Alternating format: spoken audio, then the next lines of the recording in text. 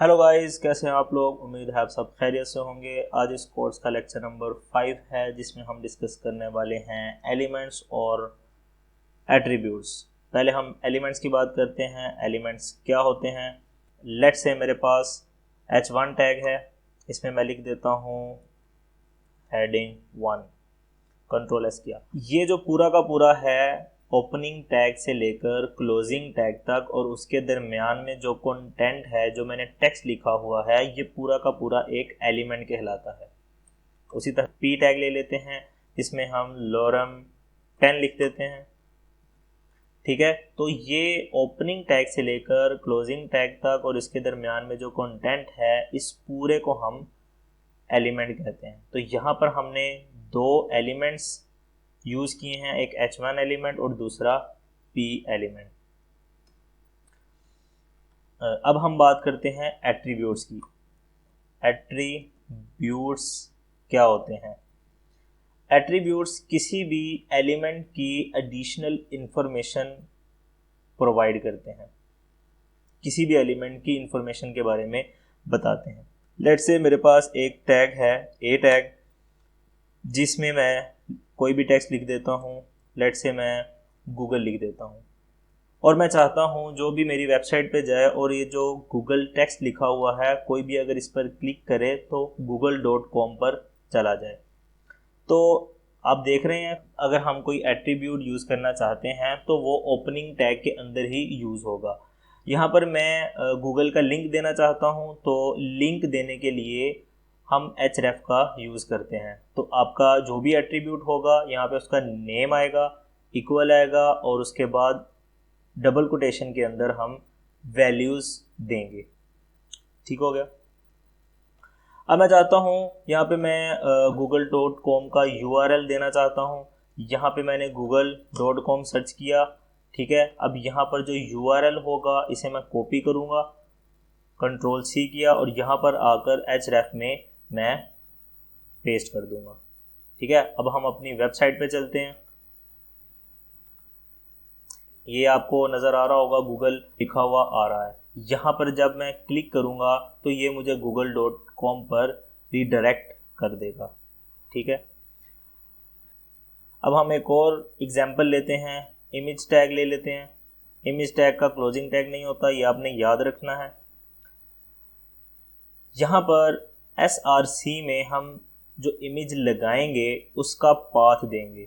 जो वो इमेज जो हम अपनी वेबसाइट पर लगाने वाले हैं वो कहाँ पर पड़ी हुई है, वो हम यहाँ पर src में पाथ उसका दे देंगे। src का मतलब है सोर्स।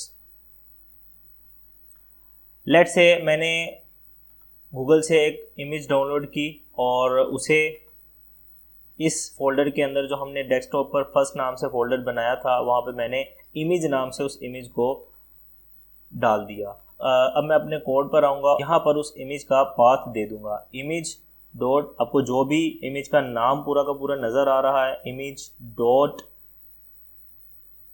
jpg। कंट्रोल एस करें और अपने ब्राउज़र पे जाएं, आपको रिज़ल्ट मिल जाएगा। तो कई बार ऐसा होता है कि हमें लाइव सर्वर के बावजूद भी हमें अपने पेज को फ्रेश करना पड़ता है। अब ये देखें, इमेज बहुत बड़ी आ रही है तो हम इसे एडजस्ट भी कर सकते हैं। अब मैं क्या करूँगा, अब ये आपको ALT नज़र आ रहा होगा।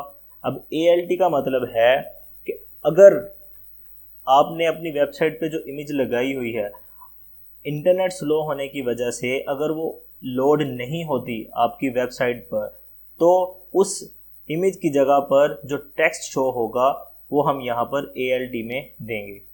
मैंने जो भी इमेज लगाई हुई है, अगर मैं फ्लावर की इमेज लगाता हूँ तो मैं यहाँ पर फ्लावर लिख दूंगा। यहाँ पर अगर मैं हॉर्स की इमेज लगाता हूँ तो यहाँ मैं हॉर्स लिख दूंगा। ठीक है, तो यहाँ पे मैं कुछ भी लिख दूंगा जो मेरी इमेज के हिसाब से होगा।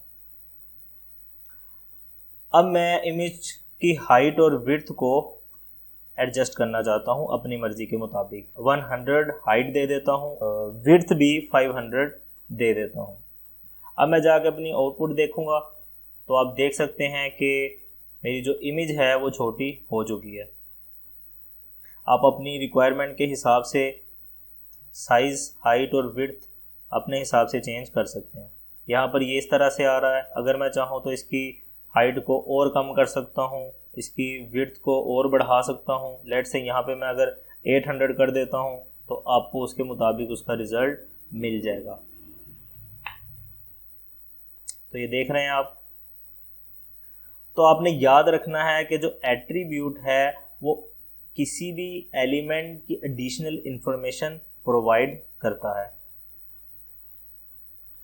तो यहाँ पर इस इमेज टैग में मैंने 4 एट्रीब्यूट्स यूज़ किए हैं। एक SRC एट्रीब्यूट यूज़ किया है, एक ALT एट्रीब्यूट यूज़ किया है, एक हाइट एट्रीब्यूट यूज़ किया है, एक विड्थ एट्रीब्यूट यूज़ किया है, और ऊपर A टैग में मैंने एक एट्रीब्यूट यूज़ किया था। एक और एग्जांपल लेते हैं। P टैग ले रहा हूँ मैं, यहाँ पर मैं कुछ भी लिख दूँगा, paragraph, just my first paragraph लिख देते हैं, माई फर्स्ट पैराग्राफ। अब मैं चाहता हूँ माई फर्स्ट पैराग्राफ पर जब अपना कर्सर लेकर आए तो उसे एक मैसेज शो हो जाए। तो उस मैसेज को शो करवाने के लिए हमारे पास एक एट्रीब्यूट है टाइटल नेम से। Title name is equal to double quotation, और इस डबल कोटेशन के अंदर हम जो भी अपना मैसेज देना चाहते हैं हम यहाँ पर लिख सकते हैं। मैं चाहता हूँ जब भी वो कर्सर माई फर्स्ट पैराग्राफ पर लेकर आए यहाँ पर शो हो जाए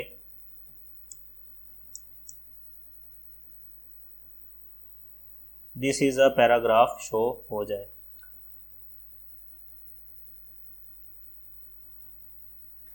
ये देखें आउटपुट में माई फर्स्ट पैराग्राफ लिखा हुआ आ रहा है गूगल के नीचे। जैसे ही मैं इसके ऊपर कर्सर लेके आऊँगा आप देख रहे हैं दिस इज़ अ पैराग्राफ, एक मैसेज एक रेक्टेंगल के अंदर शो हो रहा है।